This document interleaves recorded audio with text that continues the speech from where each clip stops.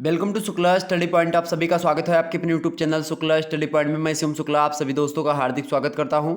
आज की वीडियो के माध्यम से हम शिक्षा शास्त्र अर्थात एजुकेशन के महत्वपूर्ण प्रश्नों पर चर्चा करेंगे और लगभग आपके ये पहला वीडियो होगा एजुकेशन का, जिसके अंतर्गत हम ऑब्जेक्टिव टाइप के महत्वपूर्ण प्रश्नों पर चर्चा करेंगे शिक्षा शास्त्र के बीए थर्ड सेमेस्टर के छात्र छात्राओं के लिए। इसके बाद में एक दूसरा वीडियो आएगा, यानी कि दोनों वीडियो के माध्यम से आप पूरी के पूरे सिलेबस से बनने वाले महत्वपूर्ण ऑब्जेक्टिव टाइप के प्रश्नों को समझ सकेंगे, जान सकेंगे। और मैं आपको बता दूं कि लगभग आधे चैप्टर से, यानी कि आपके जो जितने भी चैप्टर्स हैं लगभग, और 23-24 जो चैप्टर हैं उन सभी में से लगभग आज हम 11-12 चैप्टर जो शुरुआती दौर के आपके हैं उनके बारे में, उनसे बनने वाले जो ऑब्जेक्टिव टाइप के प्रश्न हैं उन पर चर्चा करेंगे। और आपको पता ही होगा आपके पेपर का नाम है शिक्षा के दार्शनिक, समाजशास्त्रीय, राजनीतिक, आर्थिक परिप्रेक्ष्य और प्रयोगात्मक कार्य भी आपको मिलेगा। तो प्रयोगात्मक कार्य के बारे में भी मैं वीडियो बना दूंगा, तो परेशान नहीं होना आप सभी को बिल्कुल भी। ओके, विस्तार से हम चर्चा करेंगे, हर एक मुद्दे को, हर एक पहलू पर चर्चा करते हुए आगे बढ़ेंगे। सबसे पहले हम शिक्षा एवं दर्शन की अवधारणा, प्रकृति और संबंधों को लेकर के जो ऑब्जेक्टिव टाइप के प्रश्न बनते हैं उन पर चर्चा करेंगे। उसके बाद में दर्शन शास्त्र और शिक्षा शास्त्र की जो शाखाएं हैं उनसे बनने वाले ऑब्जेक्टिव टाइप के प्रश्नों पर चर्चा करेंगे। उसके बाद में प्राचीन भारतीय दर्शन का परिचय, यानी कि वेदांतों के बारे में जो प्रश्न बनते हैं ऑब्जेक्टिव, उन पर चर्चा करेंगे। परीक्षा की दृष्टि से जो महत्वपूर्ण है उन पर खास करके मेरा ध्यान रहेगा। इसके अलावा प्राचीन भारतीय दर्शन का जो परिचय होता है, जैसे कि भगवत गीता की बात करें खास करके, तो उससे बनने वाले ऑब्जेक्टिव टाइप के प्रश्नों पर चर्चा करेंगे। पाश्चात्य दर्शन का परिचय जानने के लिए हम आदर्शवाद से बनने वाले ऑब्जेक्टिव टाइप के प्रश्नों को चर्चा करेंगे। आदर्शवाद के बाद प्रकृतिवाद के बारे में बनने जो प्रश्न बनते हैं उन पर चर्चा करेंगे। प्रयोजनवाद पर चर्चा करेंगे। इसके अलावा शैक्षिक विचारक के रूप में महात्मा गांधी से बनने वाले ऑब्जेक्टिव प्रश्न, विवेकानंद जी से बनने वाले प्रश्न, डॉक्टर भीमराव अम्बेडकर से बनने वाले प्रश्न, जीन जैक्स रूसो के द्वारा बनने वाले प्रश्न, जॉन ड्यूवी के द्वारा बनने वाले प्रश्न, तो इन सभी जो है विद्वानों के अनुसार, यानी कि लगभग आपको 12 चैप्टर से बनने वाले ऑब्जेक्टिव टाइप के प्रश्नों पर चर्चा करेंगे। और बाकी लगभग आपको कुल मिलाकर के 22 चैप्टर्स हैं, तो बाकी 10 चैप्टर्स की वीडियो में लास्ट मतलब कि इसके बाद में दूंगा। अर्थात ये एक प्रकार से पहला मॉडल पेपर होगा इसका, और सेकंड मॉडल पेपर में हम उन जो है 10 चैप्टर के ऑब्जेक्टिव टाइप के प्रश्नों पर आपको चर्चा कर देंगे। तो इस प्रकार से आपका पूरा सिलेबस भी ऑब्जेक्टिव टाइप का खत्म हो जाएगा। और उसके बाद में फिर से जब मैं मॉडल पेपर दूंगा तो एक प्रकार से वो रिवीजन के तौर पर आपको 100 प्रश्नों की श्रृंखला आपको दी जाएगी। हालांकि इस वीडियो के माध्यम से भी लगभग आप जो है बहुत सारे प्रश्नों को जानेंगे, लगभग 100 के आसपास। वैसे पूरी वीडियो को देखेंगे तो लगभग 150 प्रश्नों के ऊपर जो है आप सारे चैप्टर्स को मिला करके जो है ऑब्जेक्टिव टाइप के प्रश्नों को समझेंगे। लेकिन फिर भी हम चलिए जान लेते हैं कि आखिरकार शिक्षा शास्त्र यानी एजुकेशन बीए थर्ड सेमेस्टर, यानी कि BA second year third semester में किस प्रकार से प्रश्न पूछेंगे ऑब्जेक्टिव में, और उनके उत्तर को हमको कैसे हल करना है। 100 ऑब्जेक्टिव टाइप के प्रश्न पूछेंगे जिसमें उनके लिए भी यही है। और जैसे कि जो चीज़ इसमें 40 पूछता है, जिसमें 75 पूछता है, सभी के लिए यह लेक्चर बहुत महत्वपूर्ण है। सभी विश्वविद्यालयों के लिए बहुत महत्वपूर्ण लेक्चर होने वाला है। ओके, तो लगभग मेरा यही विचार रहेगा कि लगभग यहाँ पर बहुत सारे प्रश्नों पर हम चर्चा करें। लगभग 50 से लगभग 100 ऑब्जेक्टिव टाइप के प्रश्नों के बीच में इसमें प्रश्न होंगे, तो हम चर्चा करते रहेंगे और विस्तार से हम बहुत सारे प्रश्नों को बीच बीच में जानते भी रहेंगे। ठीक, चलिए प्रारंभ करते बिना समय गंवाए हुए। चलिए भाई देख लेते हैं कि आखिरकार जो है किस तरीके से हम समझ सकते हैं। तो ये देखिए, आप सभी लोग क्या समझ सकते हो भाई। देखें, पहला प्रश्न आपकी स्क्रीन पर आ चुका है। कौन सा अनुशासन अधिकारात्मक विचारों पर आधारित है, यानी कौन सा शासन ऐसा है या कौन सा अनुशासन ऐसा है इनमें से चारों में से जो कि अधिकारात्मक विचारों पर आधारित है। ऑप्शन ए है मुक्तिवाद अनुशासन, ऑप्शन बी है दमनात्मक अनुशासन, ऑप्शन सी है प्रयोजनवादी अनुशासन, और ऑप्शन डी है आदर्शवादी अनुशासन। करेक्ट आंसर क्या होगा इसका? तो दमनात्मक जो अनुशासन है ये अधिकारात्मक विचारों पर आधारित है। दमनात्मक अनुशासन ऑप्शन नंबर इसका बी करेक्ट आंसर होगा। अगला प्रश्न आप सभी लोग देखिएगा। प्रश्न है कि शिक्षा को मनुष्य और समाज का निर्माण करना चाहिए, यह कथन किसका है? तो शिक्षा को मनुष्य और समाज का निर्माण करना चाहिए, यह कथन किसने कहा था? प्रोफेसर ड्रेवर ने, या महात्मा गांधी ने, या डॉक्टर राधाकृष्णन ने, या एडिसन ने? बताने का प्रयास करेंगे। प्रश्न क्या है आपका कि शिक्षा को मनुष्य और समाज का निर्माण करना चाहिए, ये कथन कहा था, किसने कहा था? ये कथन कहा था डॉक्टर राधाकृष्णन जी ने। ऑप्शन नंबर सी में करेक्ट आंसर दिया हुआ है, तो करेक्ट आंसर आपका यही होगा। इसी प्रकार से आपको भी अपने प्रश्नों को चुनना होगा अपनी परीक्षा में। अगला प्रश्न आपकी परीक्षा की दृष्टि से बहुत महत्वपूर्ण है। दर्शन शास्त्र को अंग्रेजी में क्या कहते हैं? दर्शन शास्त्र को अंग्रेजी में क्या कहते हैं? फिलोसॉफी कहते हैं। क्या कहते हैं? फिलोसॉफी कहते हैं दर्शन शास्त्र को अंग्रेजी में। और इसको आप खास करके फिलोस प्लस सॉफी या दो शब्दों से मिलकर के दर्शन शास्त्र बना हुआ है। ओके, आगे समझते हैं अगला प्रश्न। अगला प्रश्न आपकी परीक्षा की दृष्टि से बेहद महत्वपूर्ण होने वाला है, आपकी परीक्षा में आ भी सकता है। प्रश्न है कि शैक्षिक उद्देश्य और विधियां दार्शनिक सिद्धांतों में के स्वाभाविक परिणाम है। ये एक कथन है और ये कथन किसका है? जेंटाइल का है, स्पेंसर का है, रॉस का है या प्लेटो का है? फटाफट से बताने का प्रयास करेंगे। कथन क्या है, एक बार फिर से पढ़ते हैं। शैक्षिक उद्देश्य और जो शैक्षिक विधियां होती हैं वो दार्शनिक सिद्धांतों के स्वाभाविक परिणाम होती हैं एक प्रकार से। तो ये कथन कहा था किसने? ये कथन कहने वाले विद्वान है रॉस महोदय। ऑप्शन नंबर सी में दिए हैं रॉस, करेक्ट आंसर होंगे। अगला प्रश्न आपकी परीक्षा की दृष्टि से ये भी महत्वपूर्ण है कि किस शिक्षा मतलब कि किस शिक्षा शास्त्री ने शिक्षा को द्विमुखी प्रक्रिया कहा है? अरस्तु ने, सुकरात ने, लॉक ने या फिर रॉस ने? फटाफट से बताइएगा। बहुत महत्वपूर्ण प्रश्न है कि किस शिक्षा शास्त्री ने शिक्षा को द्विमुखी प्रक्रिया माना है? किसने माना भाई? किसने माना? फटाफट से बताने का प्रयास करेंगे, इसमें से किसने माना है? तो किस शिक्षा शास्त्री ने शिक्षा को द्विमुखी प्रक्रिया माना है? तो वो विद्वान है आपके रॉस महोदय। कौन है? रॉस महोदय हैं। और जॉन ड्यूवी जो है शिक्षा के त्रिमुखीय जो है प्रक्रिया पर चर्चा करते हैं। तो जॉन ड्यूवी के बारे में पूछेगा तो त्रिमुखी प्रक्रिया है, ठीक है, और ये द्विमुखी प्रक्रिया के बारे में बताते हैं। अगला प्रश्न आप देखिएगा, शिक्षा दर्शन पर विचार करता है। शिक्षा किस दर्शन पर विचार करता है? आर्थिक समस्या पर या सामाजिक समस्या पर या आध्यात्मिक समस्या पर या शिक्षा संबंधी समस्या पर? बताने का प्रयास करेंगे सभी लोग। शिक्षा दर्शन जो होता है वो किस समस्या पर विचार करता है? तो शिक्षा दर्शन जो होता है ये शिक्षा संबंधी समस्याओं पर विचार करता है। ऑप्शन नंबर इसका डी करेक्ट आंसर होगा। नेक्स्ट प्रश्न आपका कि प्लेटो किसके शिष्य थे? तो प्लेटो जो थे भाई सभी को पता होगा, प्लेटो जो थे किसके शिष्य थे भाई? प्लेटो आपके शिष्य थे सुकरात की। किसके शिष्य थे प्लेटो? सुकरात के शिष्य थे प्लेटो। और प्लेटो के शिष्य कौन थे भाई? अरस्तु, ठीक है, ये बात ध्यान रखिएगा। और अरस्तु के शिष्य कौन थे? जो है सिकंदर यानी अलेक्जेंडर। तो आप देखिएगा सुकरात के बाद में कौन आता है? प्लूटो, ठीक है, प्लूटो आते हैं। प्लूटो के बाद में अरिस्टोटल आते हैं। अरिस्टोटल के बाद में कौन आता है? सिकंदर। तो सिकंदर दार्शनिक तो थे नहीं, वो योद्धा था एक तो, लेकिन गुरु उसका कौन था? गुरु उसका था अरस्तु ही था। जिस प्रकार से चाणक्य थे गुरु किसके? यानी कौटिल्य जी गुरु थे चंद्रगुप्त मौर्य के, उसी प्रकार से सिकंदर का गुरु कौन था? अरस्तु था, अरिस्टोटल था। ओके, आगे समझते हैं अगला प्रश्न। अगला प्रश्न आपकी परीक्षा की दृष्टि से बेहद महत्वपूर्ण है, आ चुका है आपकी स्क्रीन पर। देखिए प्रश्न है कि दर्शन की कितनी शाखाएं हैं? बताइए सभी लोग फटाफट से। प्रश्न तो आ चुका है आपकी स्क्रीन पर। बड़ा विधिवत प्रश्न है, अच्छा प्रश्न भी है, परीक्षा के दृष्टि से भी है और आपकी जानकारी के लिए भी बहुत महत्वपूर्ण है। दर्शन की कितनी शाखाएं हैं? 7 शाखाएं हैं, 8 शाखाएं हैं, 9 शाखाएं हैं या 10 शाखाएं हैं? दर्शन की बात की है तो दर्शन की कितनी शाखाएं भाई? दर्शन की 9 शाखाएं हैं। ऑप्शन नंबर इसका सी करेक्ट आंसर होगा। नेक्स्ट प्रश्न आप देखिएगा, शिक्षा के प्रकार हैं। शिक्षा के प्रकार 3 प्रकार की शिक्षा, 4 प्रकार की, 5 प्रकार की, 6 प्रकार की। शिक्षा कितने प्रकार की होती है या शिक्षा के कितने प्रकार होते हैं? शिक्षा देखिए, शिक्षा मुख्य रूप से 3 प्रकार की होती है। ऑप्शन नंबर इसका ए करेक्ट आंसर होगा। अगला प्रश्न आप देखिएगा, अनौपचारिक। देखिए शिक्षा कैसी? औपचारिक, अनौपचारिक और नौपचारिक शिक्षा, ठीक है, ये आपकी 3 प्रकार की शिक्षा होती है। और आपको बता दूं कि औपचारिक शिक्षा कौन सी होती है, ये भी बताइए आप।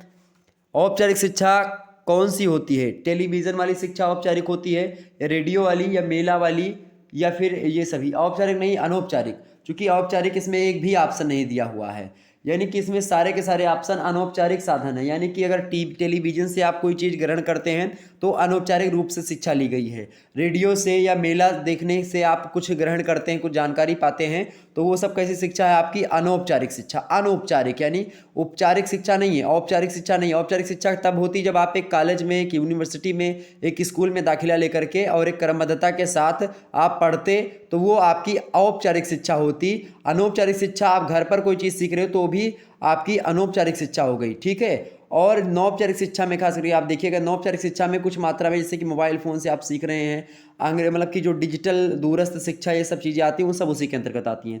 ऑप्शन नंबर डी लगा दीजिएगा, ये सभी। ओके, अगला प्रश्न, शिक्षा शास्त्र की शाखाएं हैं, सहकारी शाखा, प्रायोगिक शाखा या फिर विभेदीकरण या फिर ये सभी? करेक्ट आंसर क्या होगा भाई? बिल्कुल ऑप्शन नंबर डी, शिक्षा शास्त्र की ये सभी शाखाएं हैं। देखिए यहाँ पर हैं दिया है, इसका मतलब आपका ये ऑप्शन नंबर डी ही जाएगा। जब भी आपको एग्जाम्स में ऐसी पूछे शाखाएं हैं या सारी चीज़ें हैं, तो जब भी आपको विशेषता, कारण, परिणाम ये सब पूछेंगे और लास्ट में हैं मिलेगा, ठीक, तो वो लगभग बहुविकल्प मतलब कि बहुवचन में चला जाता है। तो कहीं ना कहीं पे आप ये मान करके चलो कि वहाँ पर डी ही ऑप्शन सही होता है। लगभग 90% केसेस डी ही लगते हैं उसमें। ओके, ये ट्रिक होती है एक प्रकार से थोड़ा सा। तुक्का उक्का लगाने की जिसको नहीं पता होता है, फिर प्रश्न मान लेते कुछ भी प्रश्न आपको नहीं पता है, कुछ भी आइडिया नहीं लग रहा है, तो बड़े ही आसानी से इस विधि से तुक्का लगा सकते हैं। ठीक है, तो लगभग और लगभग आपका ऐसे कि 10 क्वेश्चन करेंगे तो उनमें से 9 क्वेश्चन आपके तो सही हो जाएंगे, एक आध क्वेश्चन हो सकता है ना सही हो, बाकी लगभग सभी सही हो जाएंगे मेरे हिसाब से। अगला प्रश्न आपकी स्क्रीन पर आ चुका है भाई, देखेंगे शंकराचार्य का जन्म कब हुआ, बताइएगा सभी लोग। शंकराचार्य का जन्म कब हुआ था, शंकराचार्य जी का कब हुआ था, 788 ईस्वी में या 740 ईस्वी में या 748 ईस्वी में या 720 ईस्वी में। शंकराचार्य जी का जो जन्म हुआ था भाई वो हुआ था 788 ईस्वी में, ऑप्शन नंबर ए में दिया करेक्ट आंसर होगा। अगला प्रश्न आप सभी लोग देखिएगा, चैप्टर वाइज वीडियो ऑलरेडी हो ही रही है, आप लोग देख ही रहे होंगे। ठीक है, तो आप देखिएगा, चूंकि क्या हुआ है कि हमारे इधर बाढ़ आ चुकी है। ठीक, तो यानी अयोध्या साइड में आप देखिएगा तो यहाँ पर बाढ़ आ चुकी है, नवाबगंज इस सभी में पानी भरा हुआ है, बिजली के खंभे जो हैं वो डूब चुके हैं पूर्ण रूप से। तो इसके कारण से पूरा पावर हाउस के मतलब 50 से अधिक पोल जो हैं वो डूब चुके हैं, इसीलिए सारी की सारी लाइट सुविधा काट दी गई है। और इसके कारण से आप देखिएगा हो सकता है बोर्ड पर आपकी क्लासेस ना हो पाएँ, यानी चैप्टर वाइज जो क्लासेस हो रही थी वो क्लासेस हो सकता है ना हो पाए, और मतलब कि कुछ दिनों के लिए 10-15 दिन हो सकता है आपकी क्लास मतलब कि होने का प्रयास मैं पूर्ण रूप से ही करूँगा कि हर दिन आपकी क्लास हो।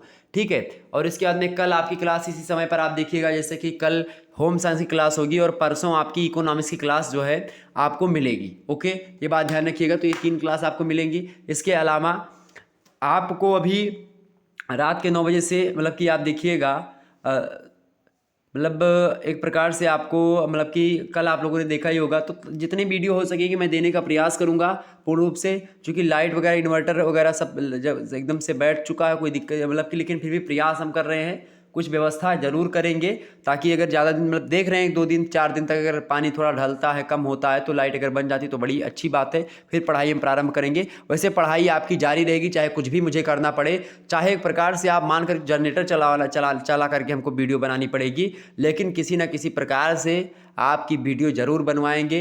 अर्थात आपका साथ, हमारा साथ कभी नहीं छूटेगा, चाहे कोई आपदा आ जाए तो मैं हर हालत तक 100% तक आपके साथ हमेशा बना रहूँगा। बस आप लोगों का थोड़ा सा प्यार चाहिए, दुलार चाहिए। इसी प्रकार से वीडियो को शेयर करते रहे, लाइक करते रहे, चैनल को सब्सक्राइब करिए। सभी दोस्तों को बताइए कि शुक्ला एचडी पॉइंट पर क्लासेस चल रही हैं, बिल्कुल चैप्टर वाइज क्लासेस हो रही हैं। इधर मॉडल पेपर की भी क्लासेस, मतलब कि मॉडल पेपर भी मैं दे रहा हूँ लगातार, आप देख ही रहे हो, सोशियोलॉजी का, जियोग्राफी का और इन सभी चीज़ों का मॉडल पेपर आपको मिल गया होगा। ठीक है, ध्यान रखिएगा। अगला प्रश्न आप देखिएगा, वेदांत दर्शन के प्रवर्तक कौन है भाई। वेदांत दर्शन के प्रवर्तक कौन है, शंकराचार्य हैं या दयानंद सरस्वती जी हैं या स्वामी विवेकानंद हैं या ये सभी हैं, बताने का प्रयास करिएगा।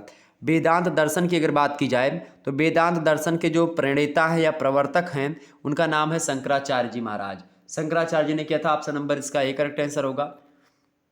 अगला प्रश्न है, वेदों की संख्या कितनी है। सभी को पता होगा वेदों की संख्या कितनी है, 4 है। पूछ रहा वेदों की संख्या कितनी भाई, तो वेदों की संख्या 4 है।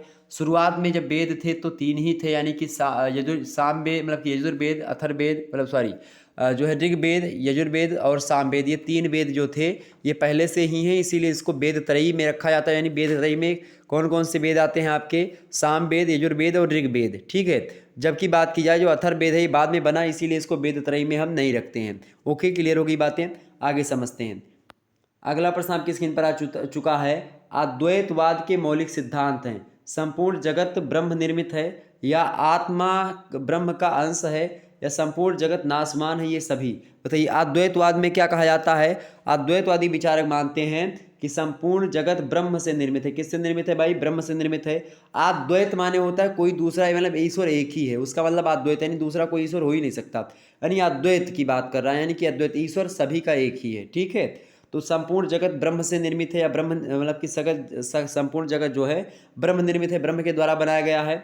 आत्मा ब्रह्म का क्या है, एक अंश होता है, यानी परमात्मा जो है उसी का एक टुकड़ा, एक अंश होता है ब्रह्म अपना। ठीक है, मतलब ब्रह्म का ही एक क्या होता है, अंश, यानी परमात्मा का ही अंश क्या होता है, यानी ब्रह्म का अंश आत्मा होती है, और यही आत्मा जो होती है फिर बाद में जाकर के उसी ब्रह्म में लीन हो जाती है, विलीन हो जाती है। ठीक है, यानी कहते हैं कि माटी के दहिया माटी में मिल जाई, तो यही होता है कि एक प्रकार जहाँ से हम निकले हैं वहीं पर हमको फिर से चले जाना है। अर्थात जिस परमात्मा का एक अंग हम टूट करके पृथ्वी पर आए हैं, फिर उसी परमात्मा में जाकर के हमको मिल जाना, यानी कि हम उसका एक अंश मात्र हैं और वो एक संपूर्ण सत्ता है, यानी कि वो समुद्र है, सागर है परमात्मा, और जो आत्मा है वो इसका एक बूंद है। ठीक है, जो है ब्रह्म जो है एक पेड़ है, और वृक्ष है, एक विशाल वृक्ष है, बट वृक्ष है, और उसका एक पत्ता एक आत्मा है। ठीक, तो इस प्रकार से इसमें बताया गया है संपूर्ण जगत क्या है, नासवान है। नासवान मतलब कि हर एक चीज़ नश्वर है, संपूर्ण संसार नश्वर है, आत्मा अजर अमर और अविनाशी है। गीता का में भी चीज़ों का समर्थन किया गया है।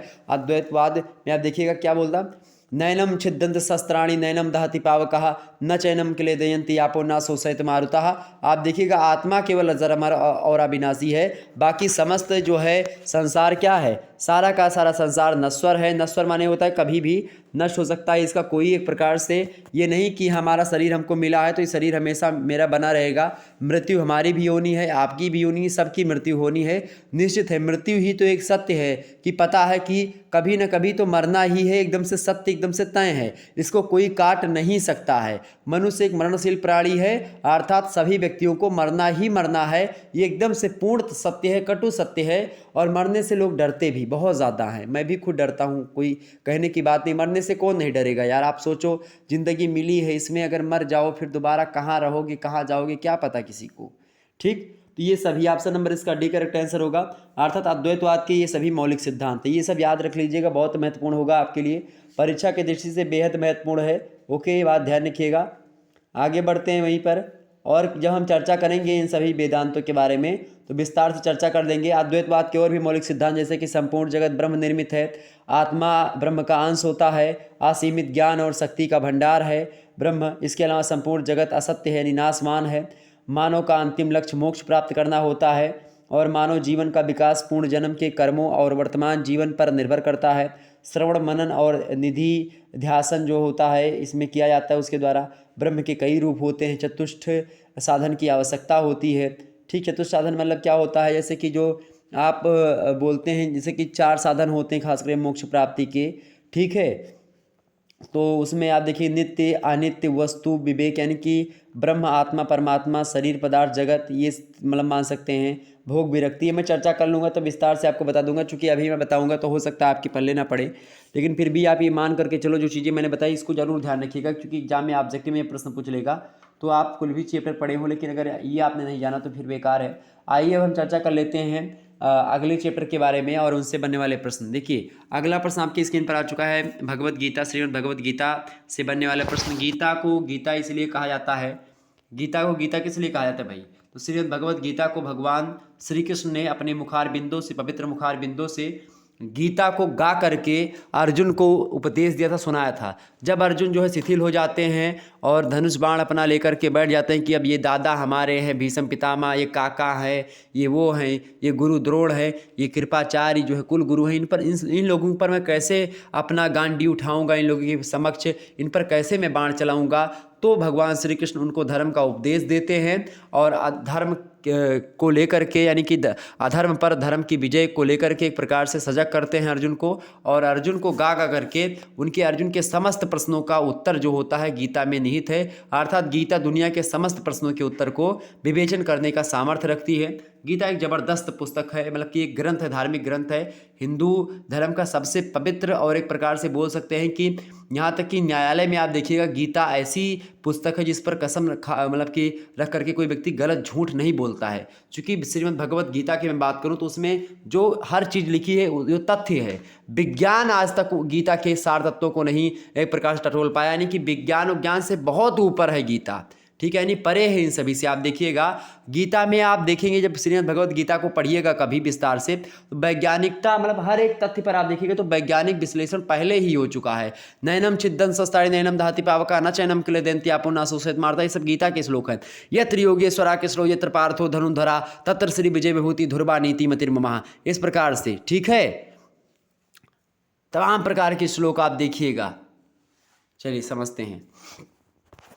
तो गीता में कितने अध्याय हैं भाई, तो गीता यानी श्रीमद् भगवत गीता की बात की है तो उसमें 18 अध्याय हैं। और ये 18 अध्याय आप एक मंदिर में चले जाइएगा कभी, बनारस हिंदू यूनिवर्सिटी आप जानते होंगे बनारस में स्थित है, BHU।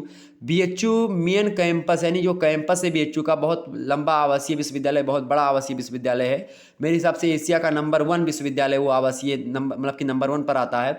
उसके आप देखिएगा तो मध्य में आप जाएंगे तो उसमें बीटी मिलेगा, विश्वनाथ टेम्पल जिसको नाम कहते हैं। तो उसी विश्वनाथ टेम्पल में न्यू विश्वनाथ टेम्पल है, तो कैंपस के अंतर्गत है। ठीक है, वो गदौलिया वाला तो पुराना मतलब कि जो है प्राचीन मंदिर है, वो बहुत पुराना मंदिर है भगवान शिव का, और ये अभी नया बना था। ठीक है, तो ये बीएचयू के अंदर बना हुआ है, बहुत ज़बरदस्त मंदिर है, बहुत शांति मिलती है। तो जब भी आपको मौका मिले तो एक बार जाइएगा वहाँ पर। तो गीता जो है पूरा का पूरा 18 अध्याय जो है दीवालों पर लिखा हुआ है। और बनारस की हाल बताओ, रामचरितमानस जो है, मानस मंदिर दुर्गा कुंड पर स्थित है, वहाँ पर मानस मंदिर है, वहाँ पर पूरा रामचरितमानस जो है पूरा दीवालों पर लिखा हुआ है। ठीक है, तो 18 अध्याय हैं उसमें। अगला प्रश्न है, गीता में कितने श्लोक हैं? तो गीता श्रीमद् भगवत गीता में कितने श्लोक हैं भाई? तो श्रीमद् भगवत गीता में 700 श्लोक हैं, 18 अध्याय हैं। ऑप्शन नंबर इसका ए करेक्ट आंसर होगा। अगला प्रश्न देखिएगा, दर्शन कितने प्रकार के होते हैं? दर्शन कितने प्रकार के होते हैं भाई? दर्शन जो होते हैं वे 6 प्रकार के होते हैं। एक वो दर्शन, एक 9 वाला वो अलग था एक प्रकार से जो मैंने बोला था। ये दर्शन भारतीय गीता के दर्शन जो हैं खासकर इसमें 6 प्रकार के। ऑप्शन नंबर इसका सी करेक्ट आंसर होगा। सांख्य दर्शन का वर्णन किसने किया है? तो सांख्य दर्शन का वर्णन किसने किया भाई? महर्षि गौतम ने, या फिर महर्षि कपाली ने, या फिर महर्षि पतंजलि ने, या महर्षि कणाद ने? तो सांख्य दर्शन का जो एक प्रकार से वर्णन किया है वो विद्वान है महर्षि कपिल। ठीक है, कपिल मुनि ने किया था। ऑप्शन नंबर इसका बी करेक्ट आंसर होगा। कपाली बोल देता है क्या? कपिल मुनि। अगला प्रश्न, गीता दर्शन का मूल तत्व क्या है? कर्मयोग, स्थिर मतलब स्थित प्रज्ञा, आत्मा की अमरता, या ये सभी? तो भाई क्या होगी? ये सभी, यानी कि कर्मयोग पर भी बल देता है। गीता क्या होता है? यदा यदा ही धर्मस्य ग्लानिर्भवति भारतः। ठीक है, यानी कि गीता में आप देखिएगा गीता कर्मवाद पर आधारित है, कि यानी कि जो है कि आप देखिए गीता के कर्मवाद को ही कहीं ना कहीं पे रामचरितमानस में आप देखिए तुलसीदास जी की एक चौपाई बड़ी व्याख्या करती है उसकी, कि कर्म प्रधान विश्व करी राखा, जो जस करहि तितस फल चाखा। यानी जैसा आप करोगे उसी प्रकार से आपको फल मिलेगा। ठीक, कर्म प्रधान के हिसाब से, यानी कर्म प्रधान है, कर्म के हिसाब से आपका भाग्य भी बदल सकता है। यानी कर्म अगर आपका उचित है, तर्क संगत है, अच्छा है, तो विधिवत तरीके से आप जीवन में सफल होंगे। अगर आपके कर्म ही नहीं अच्छे हैं तो फिर दिक्कत की बात है। तो आगे समझते, तो कर्म योग भी है, स्थित प्रज्ञ भी है, मतलब कि स्थित प्रज्ञ यानी एक प्रकार से प्रतिज्ञा का एक प्रकार से उसको एक प्रकार से इसमें देखिएगा किस प्रकार से आपको मिलेगा, तो इसके बारे में चर्चा कर लेंगे हम। और आत्मा की अमरता भी है।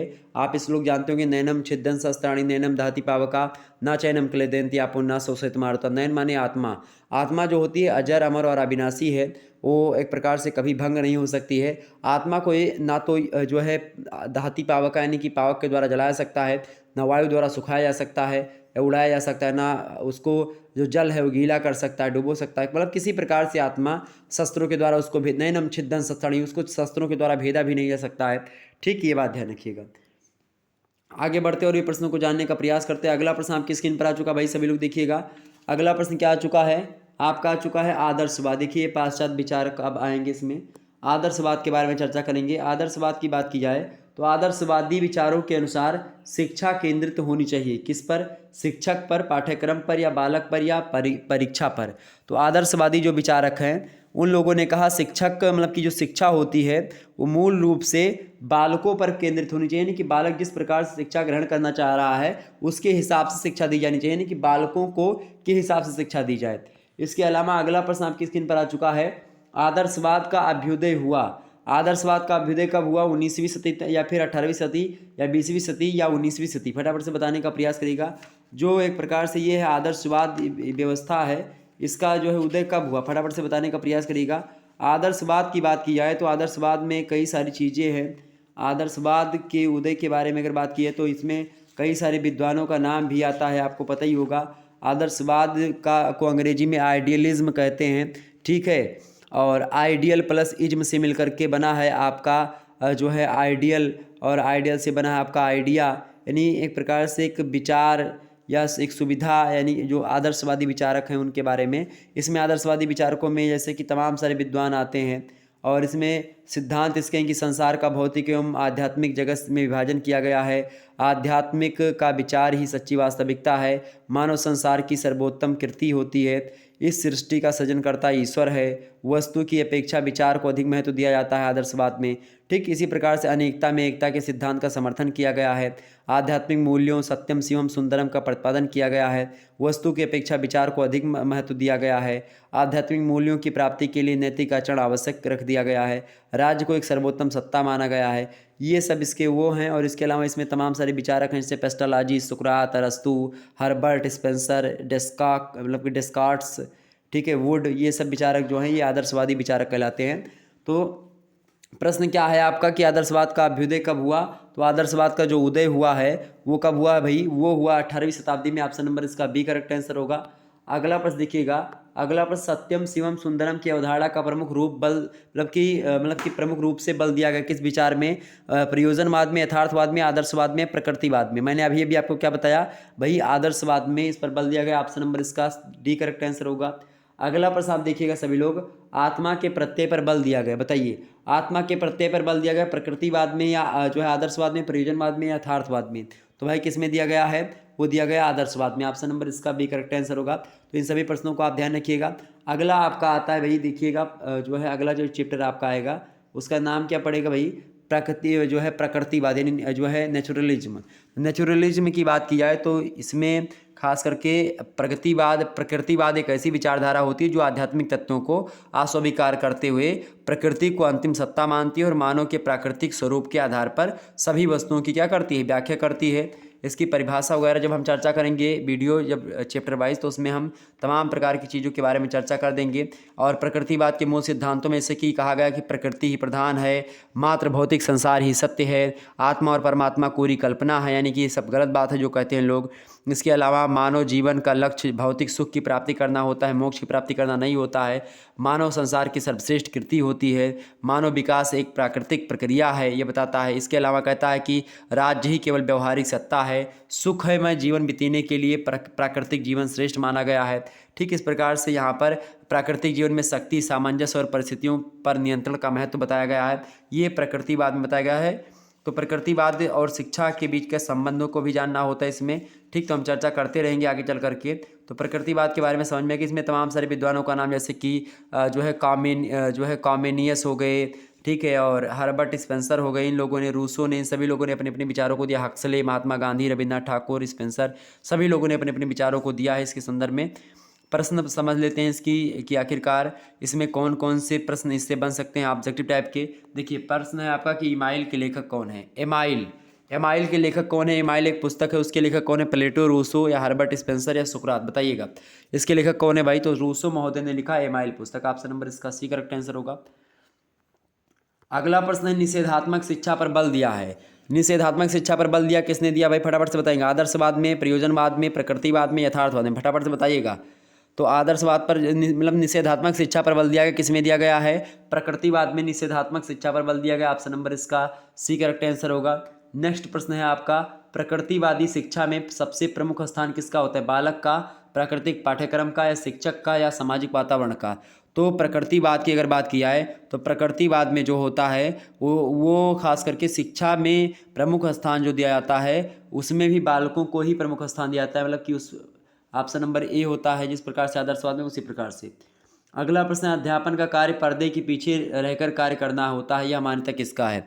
अध्यापन का कार्य पर्दे के पीछे रहकर कार्य करना होता है, यह मान्यता किसकी है? प्रकृतिवाद की, आदर्शवाद की, व्यवहारवाद की या प्रयोजनवाद की? तो यह मान्यता है भाई प्रकृतिवाद की। ऑप्शन नंबर ए में दिया प्रकृतिवाद करेक्ट आंसर होगा। अगला प्रश्न आप सभी लोग देखिएगा, ये सब रट लीजिए एकदम से, आपकी परीक्षा में आएगा। वीडियो को 3 से 4 बार आप देखिएगा, ठीक है, ऑनलाइन ही देखिएगा, आपको ज़्यादा बेटर लगेगा और अच्छे तरीके से आपको समझ में भी आएगा। शिक्षा समस्या निबंध है, बताइएगा शिक्षा समस्या निबंध किसका? गांधी जी का है, रूसो का है, रास का है, या फिर रविन्द्रनाथ टैगोर का है? तो भाई शिक्षा समस्या नाम का जो निबंध लिखा है रविन्द्रनाथ टैगोर जी ने लिखा। ऑप्शन नंबर इसका डी करेक्ट आंसर होगा। आगे बढ़ते अगला प्रश्न। अगला प्रश्न आपकी स्क्रीन पर आ चुका है, सभी लोग देखिएगा। प्रश्न आपका आ रहा है प्रयोजनवाद से। प्रयोजन यानी कि प्रैग्मेटिज्म की बात की है तो ये भी आपका ग्रीक भाषा के 2 शब्दों से मिलकर के बना। एक तो है प्रैग्मा और दूसरा शब्द है आपका, ठीक है, जो है तो दूसरा शब्द आपका क्या, प्रैग्मा से सारी चीज़ें बन जाते हैं, बाकी तो इज्म बाद में जोड़ करके उसको बना सकते हैं। तो इसका मतलब क्या होता है, एक प्रकार से प्रयोजनवाद का मतलब क्या होता है, प्रयोजनवाद क्या होता है, इसको हम प्रयोगवाद भी कह सकते हैं, फलवाद भी कह सकते हैं। यानी वह विचारधारा जो उन्हीं क्रियाओं, वस्तुओं और सिद्धांतों को सत्य मानती है जो किसी देश काल और परिस्थिति में व्यवहारिक तथा उपयोगी रही हो, उसी को हम प्रयोजनवाद कहते हैं। ठीक, प्रयोजनवाद की भी जो है बारे में अगर खास करके बात की जाए तो इसमें तमाम सारे सिद्धांत दिए गए, जैसे कि इसमें कहा गया कि सत्य सदैव परिवर्तनशील होता है, और दूसरी बात कही गई कि सत्य का निर्माण उसके फल से होता है। तीसरी बात कही गई कि सत्य मतलब कि समस्याएं सत्य की प्रेरक होती हैं, और चौथी बात कही गई कि सत्य मानव निर्मित होता है। पांचवी बात कही गई कि जो है बहुत्ववाद का समर्थक है ये प्रयोजनवाद। इसके अलावा उपयोगितावाद के सिद्धांत पर जोर दिया गया प्रयोजनवाद में। सामाजिक रीति रिवाजों, प्रथाओं और परंपराओं की उपेक्षा यानी कि इसमें कमी मतलब इसको नकारा गया है। मानवीय शक्ति पर जोर दिया गया प्रयोजनवाद में। वर्तमान तथा भविष्य पर विश्वास रखा गया है। आध्यात्मिक तत्वों की अपेक्षा मतलब उपेक्षा की गई है इसमें, यानी आध्यात्मिक तत्वों को भी नकारा गया। धर्म, आत्मा, ईश्वर, इन सभी को नकार दिया गया एकदम से, इन सभी को महत्व नहीं दिया गया है। विचारों की अपेक्षा क्रिया की प्रधानता की गई है। सामाजिक एवं जनतांत्रिक दृष्टि पर जोर दिया गया है। राज्य एक सामाजिक संस्था है, प्रयोजनवाद ऐसा मानता है। ठीक है, तो इस प्रकार से वास्तविकता अभी निर्माणाधीन है, ये भी इसमें बताया जाता है। तो इस प्रकार से प्रयोजनवाद के बारे में खास करके तमाम सारी बातें जो थी, इसके सिद्धांत उसको बताया है। हम जब मतलब कि जब पढ़ाएंगे इसको विस्तार से तो समझेंगे, बाकी जब मॉडल पेपर देंगे तो भी हम समझ लेंगे। ओके, तो इससे बनने वाले ऑब्जेक्टिव टाइप के प्रश्नों पर थोड़ा सा जान लेते हैं कि आखिरकार इससे बनने वाले ऑब्जेक्टिव प्रश्न कौन कौन से हो सकते हैं आपकी परीक्षा की दृष्टि से। चलिए, प्रश्न आपकी परीक्षा में आ चुका है, देखिए मतलब आ सकता है कि प्रयोजनवादी, प्रश्न है प्रयोजनवादी किस विचारक के अनुसार मतलब कि किस प्रकार के अनुशासन पर बल देते हैं। तो प्रयोजनवादी जो है किस प्रकार के अनुशासन पर बल देते हैं भाई, प्रयोजनवादी जो हैं ये खास करके स्वानुशासन पर बल देते हैं। किस पर, स्वानुशासन यानी खुद। ऑप्शन नंबर इसका बी करेक्ट आंसर होगा। अगला प्रश्न है प्रत्यक्ष को अंतिम सत्य मानता है। प्रत्यक्ष को अंतिम सत्य कौन मानता है भाई, फटाफट से बताइएगा।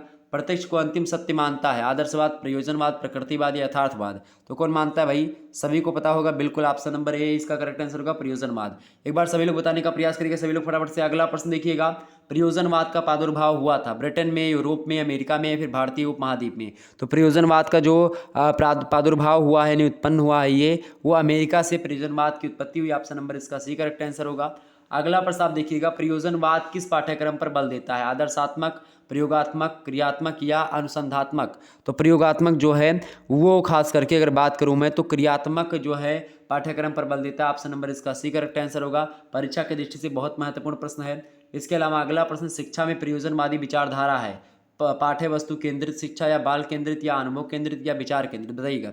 तो शिक्षा में प्रयोजनवादी विचारधारा जो है वो कैसी है भाई, तो वो अनुभव केंद्रित होती है। ऑप्शन नंबर इसका सी करेक्ट आंसर होगा। नेक्स्ट प्रश्न आपका है, प्रयोजनवाद की जन्मदाता कौन है। तो प्रयोजनवाद की जन्मदाता कौन है भाई, बताइएगा सभी लोग। करेक्ट आंसर तो CB पियर्स महोदय जो है ये प्रयोजनवाद की जन्मदाता। ऑप्शन नंबर इसका सी करेक्ट आंसर होगा। परीक्षा में ये प्रश्न जरूर पूछा जाएगा, एकदम से इसको तो रट ही लीजिएगा। ओके, अगला प्रश्न आप देखिएगा, गांधी जी के अनुसार शिक्षा का तत्कालिक उद्देश्य बताएं सभी लोग। गांधी जी के अनुसार शिक्षा का तत्कालिक उद्देश्य क्या था, तत्कालिक उद्देश्य के बारे में पूछ रहा है, यानी कि उसी समय। और इसे महात्मा गांधी की दार्शनिक विचारधारा में सत्य, अहिंसा, निर्भीकता, सत्याग्रह ये सब महत्वपूर्ण भूमिका निभाते हैं। हम चर्चा करेंगे महात्मा गांधी जी के बारे में। ओके, ये बात ध्यान रखिएगा। तो गांधी जी के अनुसार साक्षरता क्या है ये बताओ भाई। तो साक्षरता का मतलब क्या होता है कि शिक्षा का ना प्रारंभ है ना अंत है, सिर्फ एक मतलब कि शिक्षा का ना प्रारंभ ना अंत, सिर्फ एक साधन, शिक्षा को माना। ठीक है, तो गांधी जी के साक्षरता का मतलब यही होता है। गांधी जी के अनुसार शिक्षा का तात्कालिक उद्देश्य क्या है, तत्कालिक उद्देश्य गांधी की शिक्षा का ये रहा कि बहुपक्षीय विकास हो सके, जीविकोपार्जन की योग्यता डेवलप हो सके और हर तरह की दक्षता से मुक्त हो सके। ऑप्शन नंबर इसका डी करेक्ट आंसर होगा। ठीक है, इसके अलावा अगला प्रश्न आप देखिएगा, शिक्षा के क्षेत्र में गांधी जी किस प्रकार के अनुशासन का समर्थन करते थे। तो शिक्षा के क्षेत्र में गांधी जी जो थे वो खास करके अगर मैं बताऊं तो वो करते थे आत्म अनुशासन का जो है समर्थन। किसका, आत्म अनुशासन। ऑप्शन नंबर इसका डी करेक्ट आंसर होगा। अगला प्रश्न देखिएगा, स्त्री शिक्षा के विषय में गांधी जी की क्या धारणा थी। तो स्त्री शिक्षा के विषय में गांधी जी की धारणा की अगर मैं बात करूं तो गांधी जी की जो धारणा थी वो अति आवश्यक धारणा थी। ठीक है, अति आवश्यक है। ऑप्शन नंबर इसका ए करेक्ट आंसर होगा। अगला है, गांधी जी किस शिक्षा प्रणाली का प्रतिपादन गांधी जी ने किया था, निःशुल्क शिक्षा, बेसिक शिक्षा प्रणाली, अनिवार्य शिक्षा या उच्च शिक्षा, बताइएगा। तो महात्मा गांधी जी ने किस शिक्षा प्रणाली का प्रतिपादन किया था, तो उन्होंने बेसिक शिक्षा प्रणाली का प्रतिपादन किया था। ऑप्शन नंबर इसका बी करेक्ट आंसर होगा। आगे बढ़ते हैं और भी मुद्दों को जानने का प्रयास करते हैं। अगला प्रश्न विवेकानंद जी महाराज से लेकर के है, प्रश्न है कि विवेकानंद का मतलब कि के अनुसार जीवन का लक्ष्य क्या है। स्वामी विवेकानंद का जन्म कब हुआ था? 12 जनवरी 1863 ईस्वी में कोलकाता में हुआ था। पौष संक्रांति के दिन ही हुआ था इनका जन्म। इनका बचपन का नाम नरेंद्र नाथ दत्त था, आपको पता ही होगा। इनके पिताजी का नाम विश्वनाथ दत्त था, माताजी का नाम श्रीमती भुवनेश्वरी देवी था। ठीक है, ये सब चीज़ें तो आपको पता ही होनी चाहिए। रामकृष्ण मिशन की स्थापना इनके द्वारा 1 मई 1897 ईस्वी में की गई थी। इसके अलावा जो है इनकी मृत्यु की बात करें तो 4 जुलाई 1902 ईस्वी को स्वामी जी की मृत्यु हो जाती, विवेकानंद जी की। ठीक, ये बात ध्यान रखिएगा। इन्होंने शिक्षा के क्षेत्र में बड़ा योगदान दिया है, हम चर्चा करेंगे इनके बारे में। ठीक है, इन्होंने शिक्षा के कई सारे उद्देश्य भी बताए हैं, स्त्री शिक्षा, जन शिक्षा, सभी के बारे में इन्होंने अपने अपने विचारों मतलब अपने विचारों को दिया है। चलिए स्वामी विवेकानंद जी के बारे में समझ लेते थोड़ा सा। विवेकानंद के अनुसार शिक्षा का लक्ष्य क्या है भाई? तो विवेकानंद जी महाराज के अनुसार शिक्षा इसलिए ग्रहण की जाती है ताकि क्या हो सके भाई? ताकि आत्म अनुभूति हो सके। ऑप्शन नंबर इसका सी करेक्ट आंसर होगा। यानी कि विवेकानंद के अनुसार जीवन का जो लक्ष्य है वो क्या है? आत्म अनुभूति। अगला प्रश्न आप देखिएगा, विवेकानंद जी का जन्म कब हुआ था? कब हुआ था भाई विवेकानंद जी का जन्म? अभी भी मैंने आपको बताया कब हुआ था विवेकानंद जी का जन्म। फटाफट से बताने का प्रयास करेंगे। 1800 कब हुआ था? फटाफट से बताइएगा। 1863 ईस्वी में 12 जनवरी। ओके, ऑप्शन नंबर 1863 कहाँ पर दिया है? ऑप्शन नंबर सी में करेक्ट आंसर होगा। अगला प्रश्न आप देखिएगा। अगला प्रश्न है, विवेकानंद के अनुसार शिक्षा का अंतिम उद्देश्य है, बताइए। शिक्षा का अंतिम उद्देश्य क्या है? नैतिक विकास, आध्यात्मिक विकास, व्यवसायिक विकास या शारीरिक विकास? तो विवेकानंद जी महाराज जो हैं वो शिक्षा का जो अंतिम उद्देश्य बताते हैं, वो शिक्षा का मतलब उद्देश्य बताते हैं कि आध्यात्मिक विकास होना चाहिए शिक्षा से। ऑप्शन नंबर इसका बी करेक्ट आंसर होगा। अगला प्रश्न, विवेकानंद जी ने शिक्षा को माना है पाठ्यक्रम केंद्रित या शिक्षक केंद्रित या बाल केंद्रित या अस्पष्ट तथा अनिश्चित? तो विवेकानंद जी की बात की जाए तो उन्होंने शिक्षा को जो माना है वो खास करके बाल केंद्रित शिक्षा पर ही बल दिया कि बालकों को केंद्र में रख करके उन्हीं के अनुसार उनको शिक्षा देनी चाहिए। अगला प्रश्न आपकी परीक्षा में आ सकता है कि विवेकानंद का जन्म कहाँ पर हुआ था? तो यह बताइए। इलाहाबाद में, दिल्ली में, ग्वालियर में नहीं हुआ था, कोलकाता में हुआ था। ऑप्शन नंबर मैंने पहले बताया, सी ऑप्शन करेक्ट आंसर होगा। ओके, चलिए अगला प्रश्न समझ लेते हैं। भीमराव अम्बेडकर के बारे में प्रश्न बना है यहाँ पर। भीमराव अम्बेडकर से प्रश्न क्या बन रहा है कि डॉक्टर भीमराव अम्बेडकर का जन्म कब हुआ था? तो डॉक्टर भीमराव अम्बेडकर का जन्म कब हुआ था भाई? बताइएगा। भीमराव अम्बेडकर का जन्म जो हुआ था वो हुआ था 14 अप्रैल 1891 ईस्वी में मध्य प्रदेश के महू नगर में महार जाति के एक परिवार में इनका जन्म हुआ था। और इनके पिताजी का नाम रामजी सकपाल था और माताजी का नाम भीमाबाई था। और इनके मतलब कि बचपन में इनकी माता मतलब उनका देहांत हो चुका था। जब अम्बेडकर 5 वर्ष के थे तभी जो है इनका देहांत हो गया था। अम्बेडकर के लालन पालन का भार जो है उनकी जो चाची थी मीराबाई नाम की, उन्होंने जो है एक प्रकार से अपने कंधों पर रखा। और पिता के कंधों पर आप देखिएगा तो पिता और उनकी चाची जो जी तो थी, उन लोगों ने जो है इनको एक प्रकार से पाला पोसा। तो इस प्रकार से आप देखिएगा अम्बेडकर प्रारूप समिति के अध्यक्ष भी चुने जाते हैं। ओके, ये बात ध्यान रखिएगा। और इन्होंने खास करके मास्टर ऑफ साइंस 1921 ईस्वी में प्राप्त करी। 1922 में लंदन विश्वविद्यालय से the problems of the rupee नामक विषय पर शोध ग्रंथ प्रस्तुत करके 1923 ईस्वी में डॉक्टर ऑफ साइंस की उपाधि भी धारण करी। अर्थात शिक्षित थे ये। ओके, ये बात ध्यान रखिएगा आप। और शिक्षा समाप्त करके 1923 में भारत लौटे और बम्बई और में वकालत का पेशा करने लगते हैं ये। तो इस प्रकार से चर्चा कर लेंगे जब इनके बारे में हम चर्चा करेंगे। ठीक है, प्रश्न इनसे क्या बनेंगे ऑब्जेक्टिव में? प्रश्न बनेगा कि अम्बेडकर का जन्म कब हुआ था? तो अम्बेडकर का जो जन्म हुआ था वो 14 अप्रैल 1891 ईस्वी में हुआ था। ऑप्शन नंबर जो है आपको ए में दिया है। अगला प्रश्न, डॉक्टर भीमराव अम्बेडकर की माता का क्या नाम था? तो भीमराव अम्बेडकर की माता का क्या नाम था भाई? क्या नाम था? तो श्रीमती भीमाबाई नाम था। ऑप्शन नंबर ए में दिए हैं, करेक्ट आंसर होगा। अगला प्रश्न देखिए, डॉक्टर अम्बेडकर के अनुसार पाठ्यक्रम है। डॉक्टर अम्बेडकर के अनुसार जो पाठ्यक्रम है देखिएगा तो देखिए गणित, विज्ञान, सामाजिक विज्ञान, आचरण की शिक्षा, खेलकूद, व्यायाम सभी देना चाहिए। ऑप्शन नंबर इसका डी करेक्ट आंसर होगा। अगला है कि शिक्षार्थी अपने आप में सामंजस्य का गुण विकसित करे, ये किसने कहा? तो शिक्षार्थी अपने आप में सामंजस्य का गुण विकसित करे, ये कहा था डॉक्टर भीमराव अम्बेडकर ने ही। ऑप्शन नंबर ए में दिए करेक्ट आंसर होंगे। सॉरी। अगला प्रश्न आप देखिएगा। अगला प्रश्न आपकी परीक्षा की दृष्टि से बहुत ही महत्वपूर्ण है। प्रश्न आ चुका है कि प्रकृति का अनुसरण करो, इस सूत्र के प्रवर्तक हैं, बताएं सभी लोग। अगले आपके आगे भाई जीन जैक्स रूसो, और इन्होंने ही क्या कहा था? जीन जैक्स रूसो की बात की जाए तो इनका जो जन्म हुआ था वो कब हुआ था? 1712 ईस्वी में हुआ था।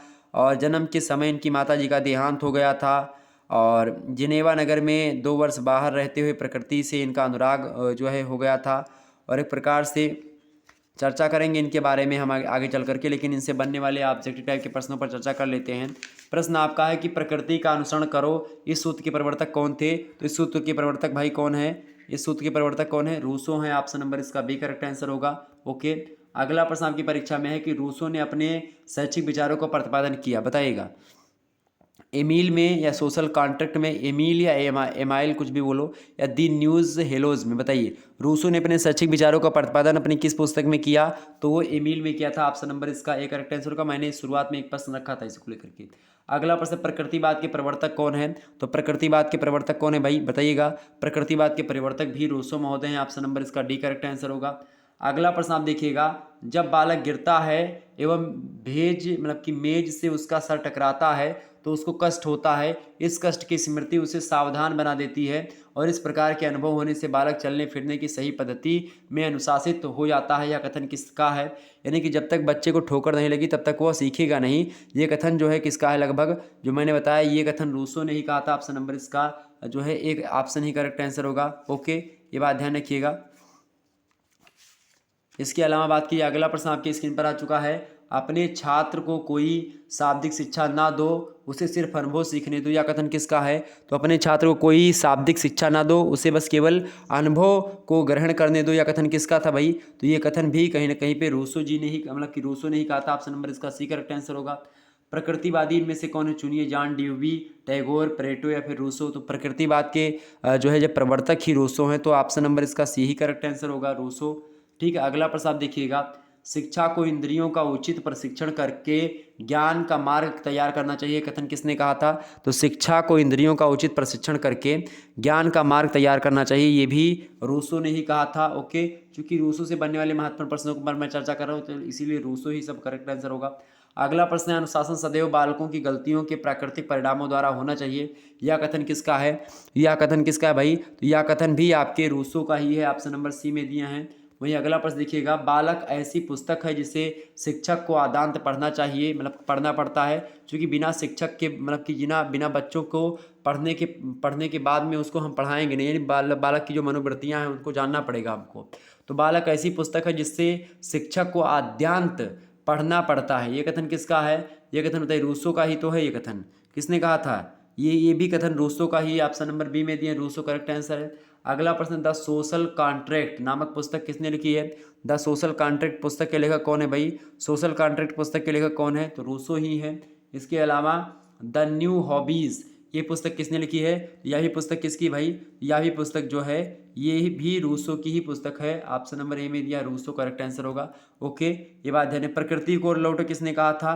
प्रकृति की ओर लौटो ये भी रूसो ने कहा था। ये बात ध्यान रखिएगा। तो इस प्रकार से तमाम प्रकार के प्रश्न जो रूसो से बनने वाले थे मैंने बता दिए। आगे बढ़ते हैं और इन प्रश्नों को जानने का प्रयास करते हैं। अगला प्रश्न आपके स्क्रीन पर आ चुका है भाई, सभी लोग देखिएगा। प्रश्न आ चुका है,